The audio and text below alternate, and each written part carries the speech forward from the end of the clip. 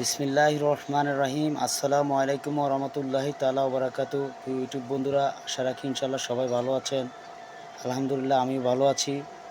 তো আজকে হাজির হয়েছি, আপনারা সবাই অবগত আছেন আজকেই 12ই এপ্রিল আজকে সরোয়ার্দী উদ্যানে গাজার উদ্দেশ্যে মার্চ ফর গাজা যে অনুষ্ঠানটা হবে ইনশাআল্লাহ বিকাল 3টা থেকে সবাই স্বতঃস্ফূর্তভাবে ওখানে হাজির হব দলমত নির্বিশেষে। এটা কোনো রাজনৈতিক উদ্দেশ্য নয়, রাজনৈতিক সেমিনার নয়, ধর্মীয় বিষয়।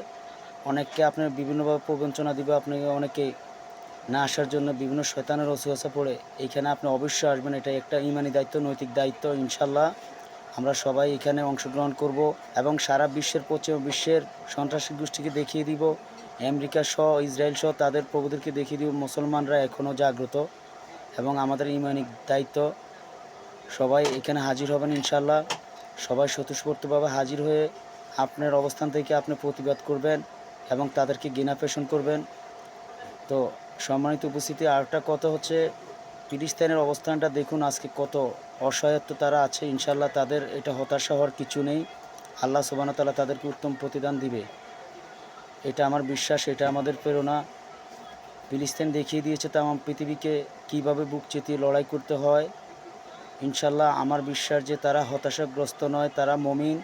তারাই, তাদেরকে লাখো সালাম। ফিলিস্তিন যুবকদেরকে এবং ফিলিস্তিন শিশু বাচ্চাদেরকে শ্রদ্ধা জ্ঞাপন করছি এবং সালাম গ্রহণ করছি। তারা আল্লাহর প্রেমে কীভাবে শহীদ হতে হয় এটা তারা বুক চিতিয়ে ইসরায়েলের সামনে বুক পেতে দিয়ে তারা প্রমাণ করেছে। মুসলমান ওই জাতি কখনো তারা করে না মাথা নত, রবের প্রেমে জীবন দিবে তারা দিনরাত অবিরত। হে মুমিন, কখনো তুমি হইও না হতাশ, হইও না তুমি বিচলিত, রব তোমার জন্যে হবে যথেষ্ট।